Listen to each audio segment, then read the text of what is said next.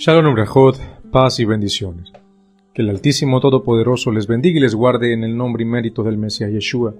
Mi nombre es Francisco Araque y bajo la autoridad y permiso del Roe Carlos Rodríguez, líder principal de la Congregación Mesiánica Casa de Israel, ubicada en La Chorrera, Panamá, estamos aquí para compartir la palabra de nuestro Padre Celestial. Tengan un bendecido día en este Yom Revi'i, día cuarto de la semana que corresponde al 5 del mes 12, el mes de Adar, que es el día 5 de marzo del 2025. Y estamos en el estudio y comentarios del segundo libro de la Torá, el libro de Shemot, de Éxodo, y de la parashá número 20, que lleva por nombre Tetzavé, y mandarás, o también se puede traducir como ordenarás. Y vamos a hacer los comentarios pertinentes de esta cuarta liyá, que se encuentra en el Sefer Shemot, que es el libro de Éxodo, capítulo 29, versos del 1 al 18. Y acompáñenme a realizar la bendición. Baruch atah Adonai Eloheinu melech haolam, asher bachar banu mikol ha'amin benatan lanu torato, Baruch atah Adonai noten haTorah. Bendito eres tú, Adonai, nuestro Elohim, Rey del universo, que nos has elegido de entre todas las naciones y nos has dado tu Torah. Bendito eres tú, Adonai, que da la Torah. Amén de amén. Esto es lo que les harás al consagrarlos para que me sirvan como sacerdotes. Toma un novillo joven de la manada y 2 carneros sin tacha, también matzá, pan ácimos, tortas ácimas mezcladas con aceite y hojuelas rociadas con aceite. Hazla de la mejor harina de trigo. Pon todo esto en una canasta y preséntalas en la canasta junto con el toro y los 2 carneros. Conduce a Aarón y a sus hijos hasta la entrada de la carpa de reunión y lávalos con agua. Entonces toma las vestiduras y viste a Aarón con la túnica, el chaleco del efod y el pectoral, y cíñelo con la banda decorada del efod. Ponle el turbante en la cabeza y pon la diadema santa sobre el turbante. Toma el aceite de la unción y derrámalo sobre su cabeza y úngelo. Luego trae a sus hijos, vístelos con las túnicas y envuélveles unos turbantes y ciñe tanto a Aarón como a sus hijos con cinturones. Y así tendrán el sacerdocio como su derecho perpetuo. Entonces ordenarás a Aarón y a sus hijos. Conduce al novillo al frente de la carpa de reunión y que Aarón y sus hijos pongan sus manos sobre la cabeza del novillo. Degüella el novillo delante de Adonai a la entrada de la carpa de reunión. Y toma un poco de sangre del novillo y ponla en los cuernos del altar con tu dedo. Luego derrama el resto de la sangre en la base del altar. Toma toda la manteca que cubre las entrañas, la protuberancia sobre el hígado y los 2 riñones con la grasa que tienen y conviértelos en humo sobre el altar. Al resto de la carne del novillo, su cuero y su estiércol, les prenderás fuego fuera del campamento. Es una ofrenda por el pecado. Después toma un carnero y que Aarón y sus hijos pongan sus manos sobre la cabeza del carnero.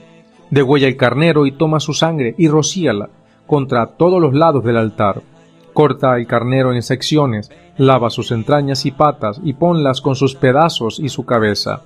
Convierte todo el carnero en humo sobre el altar.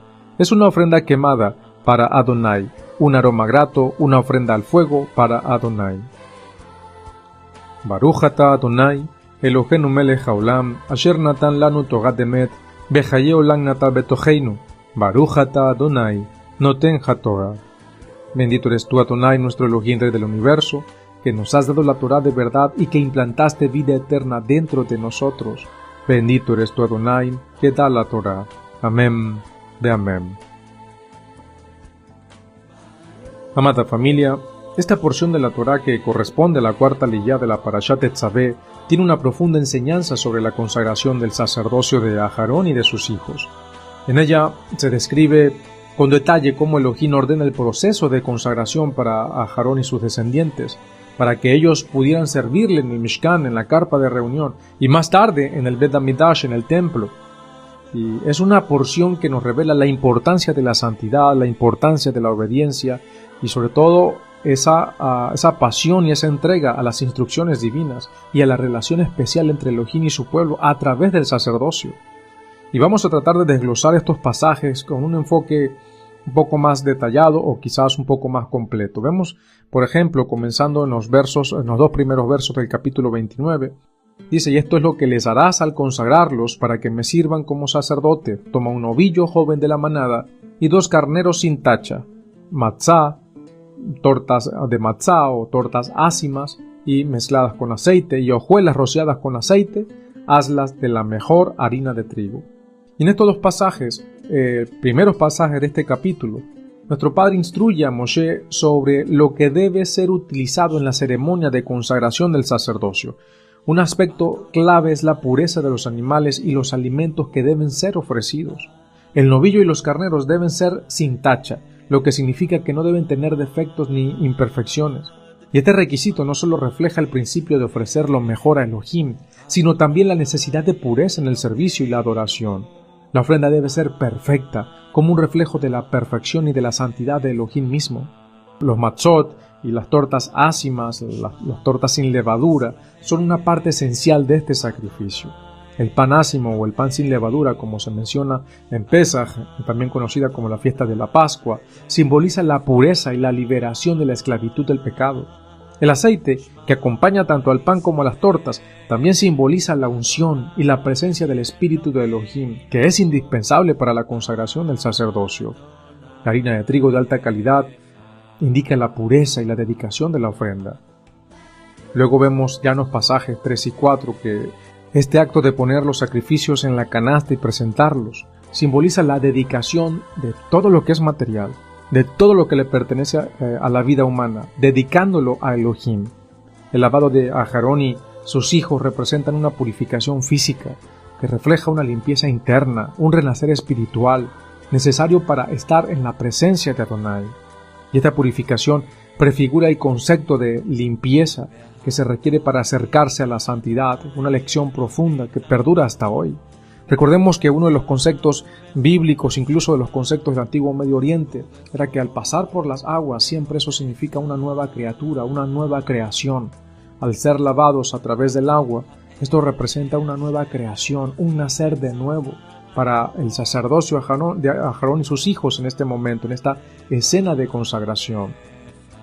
Dice los versos 5 y 6, nos muestra que allí se instruye a nuestro Padre a Moshe para que coloque las vestiduras, y esta vestimenta sacerdotal es de gran importancia en estos pasajes.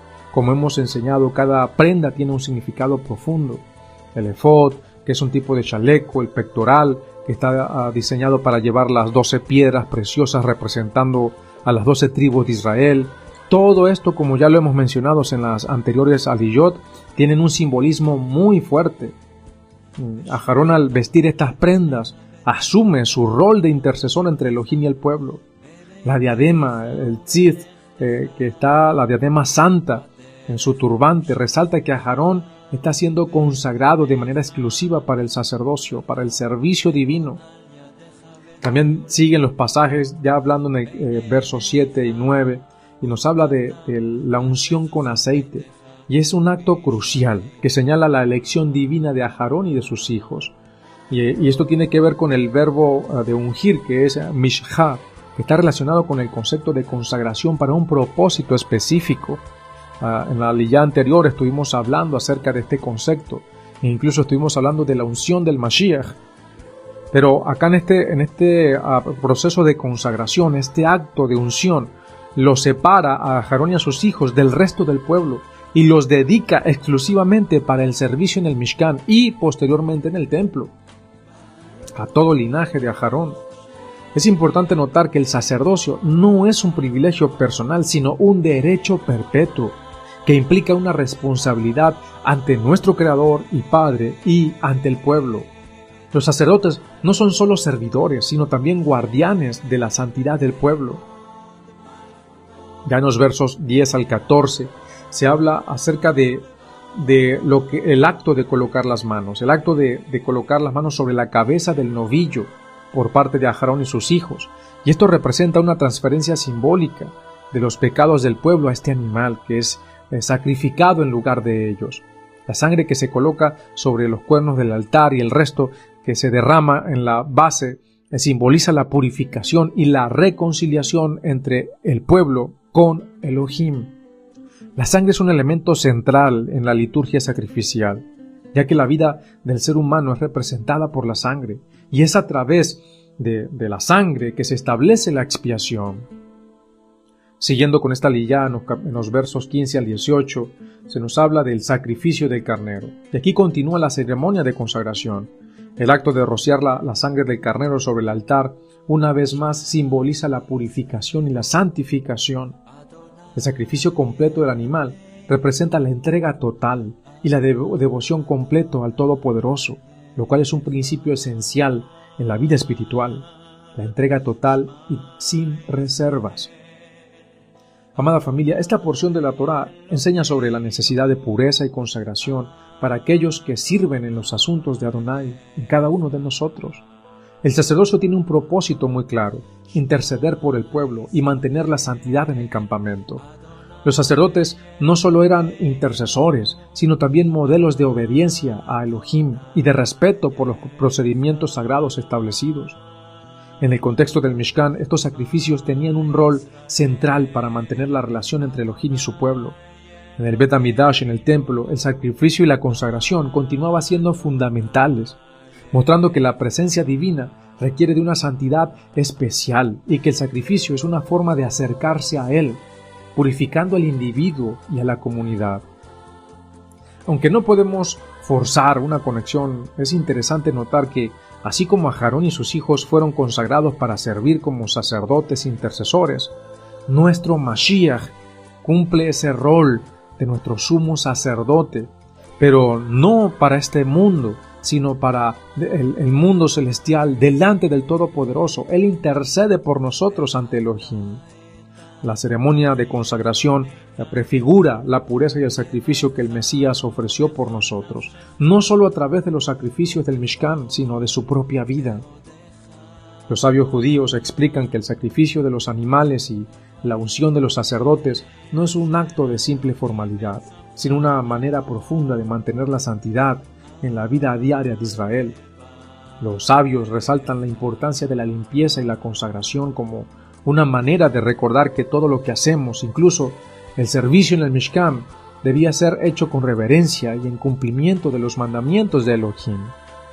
Esta leyá no solo instruye sobre la ceremonia de consagración, sino que también nos recuerda que el sacerdocio es un derecho, pero también una responsabilidad, y que el acceso a Elohim requiere purificación, requiere obediencia y requiere dedicación total. En las Escrituras, la autoridad sacerdotal que Adonai otorgó a la tribu de Leví es un tema fundamental que debemos comprender en su profundidad. Esta autoridad no fue dada por capricho o por emociones humanas, sino por un mandato divino y hereditario que tiene raíces profundas en la Torá. Nuestro Creador escogió a la tribu de Leví y dentro de esa tribu a la familia de Aarón para desempeñar funciones sacerdotales, un privilegio único, un privilegio sagrado. Esta autoridad no se basa en la fe ni en emociones personales, sino en la descendencia.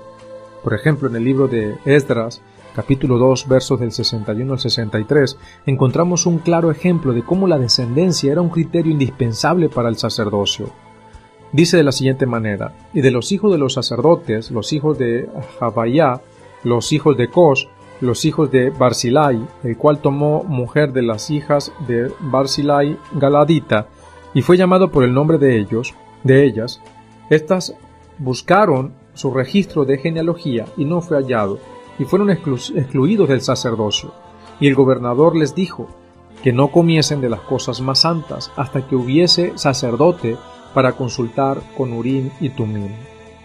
Este pasaje ilustra que después del exilio hubo familias que afirmaban ser de la tribu de Leví, pero al no poder comprobar su descendencia debido a la posible pérdida de registros en la destrucción del templo de Jerusalén, se les negó el derecho de oficiar.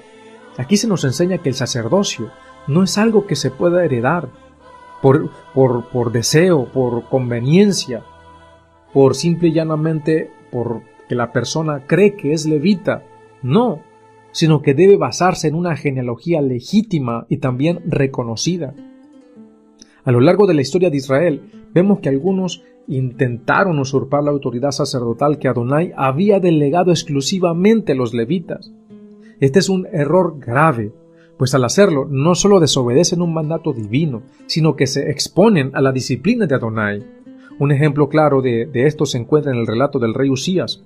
quien en su orgullo y desobediencia intentó ofrecer incienso en el templo, una función reservada solo para los sacerdotes.